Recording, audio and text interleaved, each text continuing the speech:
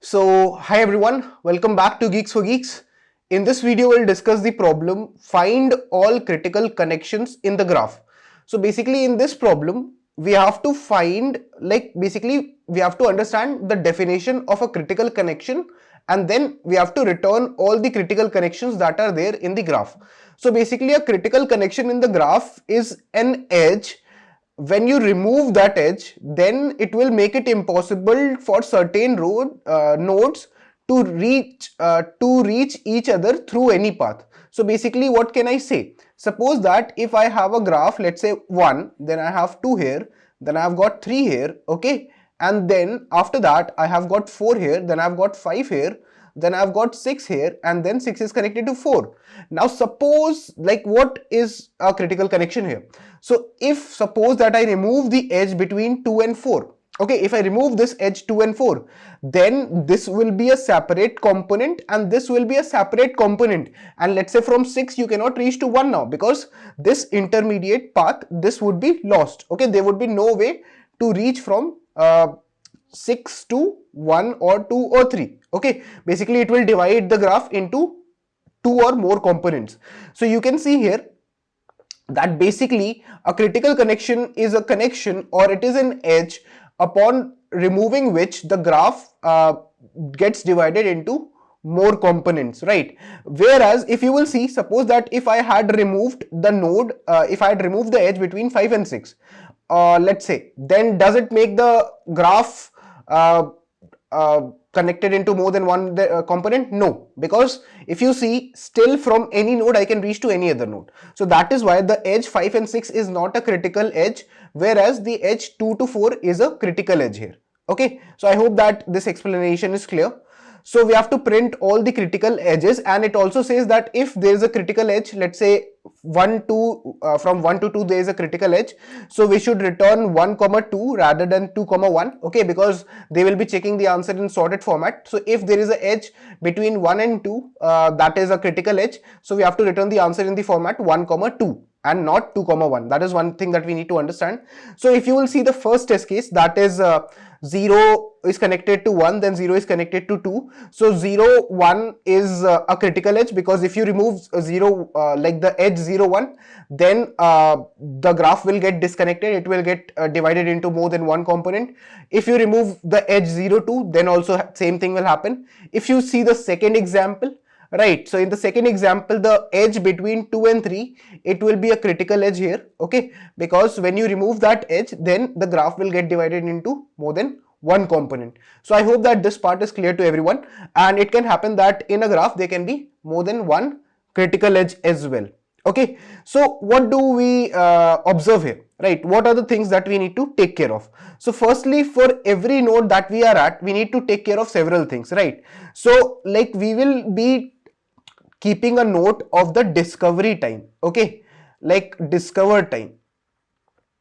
Okay, discover time is what? Discover time is basically the time at which I discovered the node for the first time, and I will also keep a track of lowest time, okay, lowest discovered node, okay, lowest discovered node. So basically for a particular node, if it is connected to a lot of other nodes, okay, so I will also keep a track of the lowest discovered node from that node.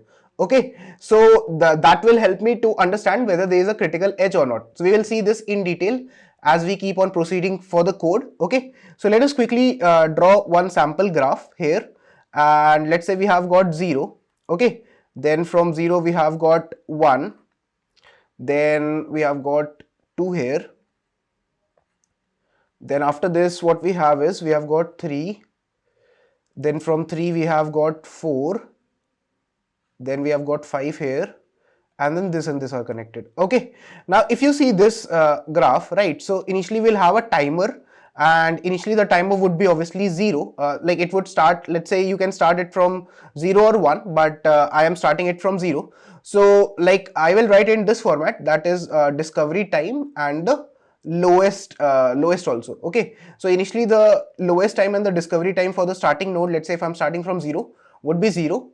Okay, then from 0, what I will do is, let's say from 0, I will run a DFS now. So in the adjacency list of 0, which are the nodes that are there? So in the adjacency list of 0, 1 is there and 2 is there. Suppose 2 is at first. So I'll go to 2 here, okay, and then what I will do is, I'll say that I'll mark its discovery time as 1 because the timer will get updated. So I'll mark its discovery time as 1 as well as the lowest time as 1. Okay, now when I go to every node, then I'll also keep a track of the parent, because when I see 2, so 2 is having 2 nodes in its adjacency list, because for 2 it is also connected to 1, it is also connected to 0, but since 0 is the parent of 2, so I'll not run a DFS in that direction, and from 2 I will only run a DFS towards 1. Okay, and when I will do that, then what will happen is, like the discovery time for the node 1 would be 2, and initially I'll mark the lowest time as 2 as well, okay, because initially that will be the same. Now from 2 I have gone to 1 here, you can observe. Now after this, what will happen is, from 1 I can do what? I can run the traversal, right? I can still run the DFS traversals because there are a couple of nodes that are already there. Okay, now if I want to do that, so firstly what I will do is, if I'm at 1, so suppose in the adjacency list of 1, firstly 0 is there. So I will check, is 0 already visited? Yes, 0 is already visited. So if 0 is already visited, then I will update my lowest time, that is the lowest. I'll compare that because for 1 the parent is 2. So since for 1 the parent is 2, so from 1 I'll not call for 2. I'll call for 0 first of all from 1, and then I'll call for 3. Now if I'm at 1, so I'll check what is the lowest time for 1. Currently it's 2. And what is the lowest time for 0, which is already visited? It's 0. Okay, so I'll update what is the discovery time here? You can see this is 0. So basically I'll update this with 0 here. Okay, so for the node 1, its lowest discovery time gets updated to what? It gets updated to 0. Then from 1, after that I need to call on 3. So when I will call on 3, then what will, when I'll call for this node, let's say 3, let us shorten the graph a bit so that it is not that big. Okay, then after that what will happen, the timer will be updated as 3, the discovery time, and the lowest also will be updated to 3. Now from 3 there is no other node that is connected, because for 3 1 is the parent, so I cannot call from 3 to 1. Okay, that is one thing, and there is no other node that I will be discovering from here. So now the process is that I need to backtrack, and when I will be backtracking, so I'll be going back, and when I am backtracking, so I will check what? I will check, I will basically, when I'm backtracking, so I'll check this particular thing, that is the lowest time of this node. So the lowest time of this node is basically, the lowest time of this node 3 is what? It is 3. And like if I'll check it with the lowest time, so the lowest time of this particular node that is there, that is this particular node 3, it is basically 3. And then I will check with the discovery time of the node 1. So I can see that this time is 3 and here it is 2/0. Basically here the discovery time was 2 and the lowest time is 0. So basically since this is greater, okay, since the lowest time for the node 3 is greater compared to the discovery time of the node 1, okay, which was its parent, because I'm backtracking, so then I can say that this will be a critical edge. Why? Because if the lowest time is greater compared to the discovery time of the node you are backtracking to, then in that case this will be a critical edge, because you can see now when you will remove this edge 1 to 3, then it will get separated into more than one component. So that is when I will put 1,3 in my answer.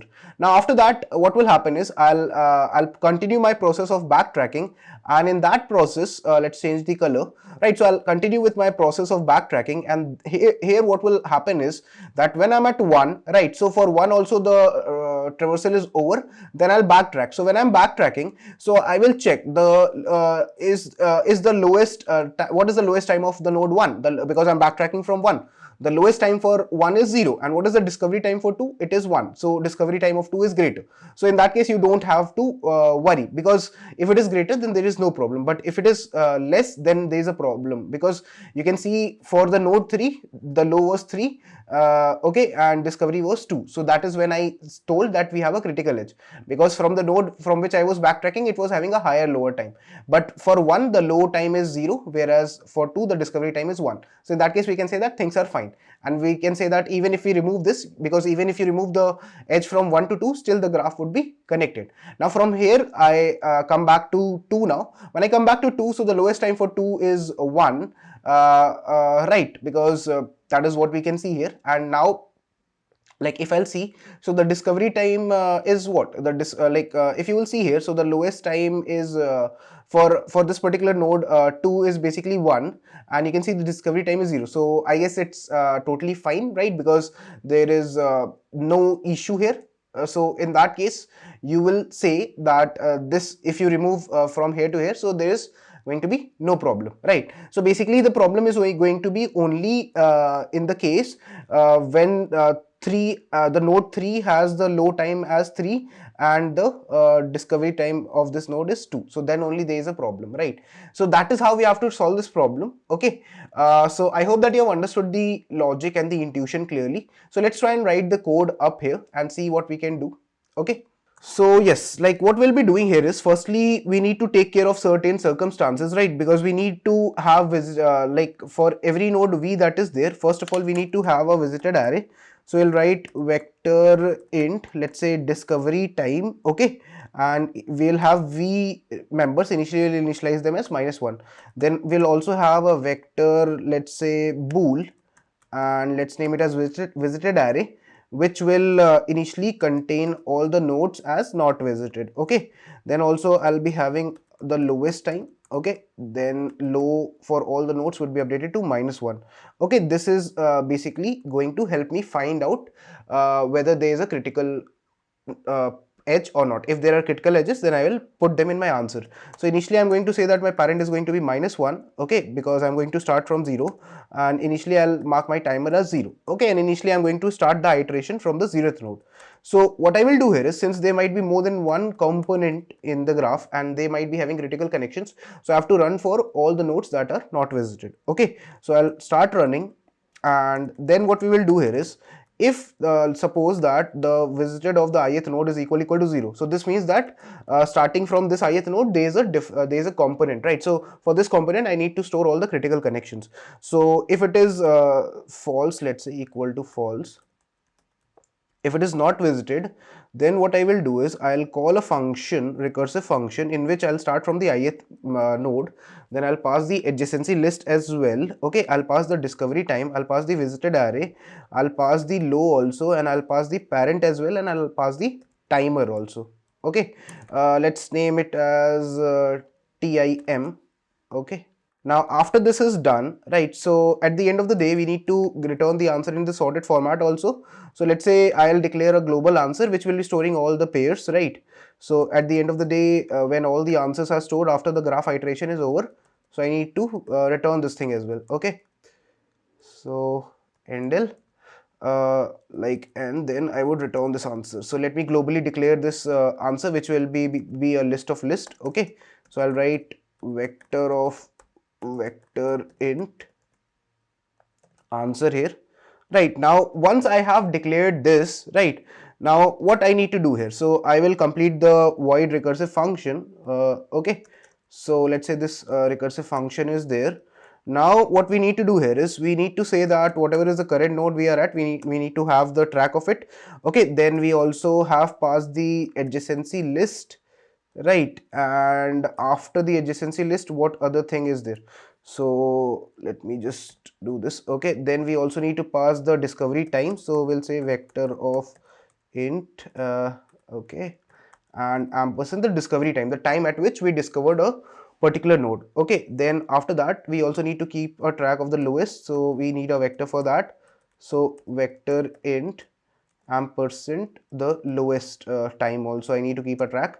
Then int parent, because I need to have a track of the parent node as well. So let's say ampersand parent is what I'm passing here, right? And then after that I guess this is done, right? And I should also have the timer here, because that would also be required. So int tim. Okay, now after this what I will do is, whenever I visit a node, so I'll mark the current node as visited, so I'll mark it as true. And then after this what we'll do is, we'll say that the discovery time of this current node, and as well as the lowest time as of now for this current node, would be the time at which I reach here. Okay, and then I'll update my timer as well for the next time. Okay, after this what I will do is, I'll iterate through all the children. So I'll say that auto, let's say connection is to adjacency of current matrix. So I'll iterate through the adjacency of the current, and I'll iterate through all the connections. Right now, one thing is that if suppose that my connection is equal to my parent, from my parent I will not be calling, right, because that will be an infinite loop. So in that case I would I would simply continue the loop here. Okay, because if if I have my parent in my adjacency list, so I'll not be calling for that. Otherwise, what are the things that I need to do? So otherwise, if it is not my parent, then I need to first of all do what? I will check. What I will check is that, suppose that if it happens that the visited of the child visited of the connection is equal to true. So if my connection is already visited, then what will I do? If my connection is already visited, then as you could see, like in the diagram also that we discussed, right? So in this particular diagram you could see that when I was at the node 1, so its lowest discovery time was 2, but 0 was already visited from 2, and 0 had the discovery time as 0, right? So I updated for 1, I updated the lowest time as 0, because the if a connection is already visited for 1, 0 was already visited, and it was having a lesser discovery time compared to the low time of 1. So that's why I updated. So here also same thing needs to be applied. So I'll apply the same thing here. Okay, so let's quickly try and do that. Okay, so if this is the case, then we'll say that the low time of the then in that case we'll say that the low time of the current node will be nothing but minimum of the low time of the current node comma the discovery time of the child node, if my child is or connection node, you can say. Okay, otherwise if it is already visited, so if it is already visited, if it is not already visited, then I'll call the recursion for it, and next time I'll call the connection, and for the connection the current node will behave as the parent. Okay, I need to pass the discovery time, I need to pass the low time, as well as I need to pass the visited array. Apart from this, what should I pass after visited array? So I guess I am missing something. So adjacency is what I've passed, discovery time, low time also. I forgot to pass the visited array also, right? So here I will pass it, vector bool ampersand visited. Okay, because I need a visited array as well. Then after that I will pass a low here, then I'll pass parent here, then I'll also pass the time here. Okay, so for if a connection is not visited, then for that the timer would be updated, and once that once I have called for my connection, right, and once I come back from it, then after that what I need to do is I need to say that the low time of the current node will be what, because once I come back, then I'll update my low time for the current node with the low time of with the minimum of the with the minimum of low time of the current node comma the low time of the connection. Okay, once I come back from my connection, then if my connection has a lower time, then I need to update my low time for the current as well. Okay, then after this what we need to check is, we need to check that if the low time, what happens is, if the low time of the connection that is there, okay, if it is greater than the discovery time of my current node, as we discussed, then in that case we need to say that this will be behaving like a critical edge, as I had shown you for the case when the edge was a critical edge. Okay, so in that case we need to do what, I can simply declare, let's say, a vector int, let's say temp. Okay, and in that temporary vector, what I will push back is, I'll say that I'll push back what, I'll push back the current node as well as the connection. So I'll say temp dot push back the connection. Okay, and after this what we will do here is, we will simply need to sort also, because I need to put the pairs. If there is a pair 2 comma 1, so I need to put it as 1 comma 2, so I need to sort this. Okay, So temp dot begin comma temp dot end. So I will basically sort it, and once I have sorted it, then after that in my answer I need to push it back. So answer dot push back this temporary list. Okay, that is what we can do here. And after this part is done, so this is the process of backtracking that we talked about. Now let's try and compile this code and see if there are any issues in my code. Maybe they might be, because this is a long code. Okay, so it says that visited is not declared. So we have the adjacency, discovery and bool visited. So let's see if I've passed this bool visited here. Okay, adjacency dis comma dis. Yeah, I need to pass this visited here, and then I need to pass the low. Yeah, I think that makes sense. Okay, let's see now if there is any other error. So again there is one problem, void recursion. So basically there's a problem in terms of passing. So like basically I've passed the I, then adjacency, then discovery, then visited, then low, then parent, and then the timer. Okay, so I have passed the I, like the node, then the parent. Okay, so I didn't pass the parent initially, no. So for this guy initially I should pass the parent as -1. I guess that would be fine. Okay, let's now try and compile it, because initially for the ith node the parent would be -1, right? So okay, no, this is fine actually. So I guess there is some issue in this line. Let's check line number 33. And the issue is that I've passed the connection, I've passed the current node after that as the I have passed the connection, and the parent would be like actually this is the problem. So in this case, instead of parent I'll pass this current node. Okay, so basically there was a issue while passing, right? So now let's try and run it again and see what is the error. Yeah, I forgot to pass the adjacency list as well. Let's now try and run this code.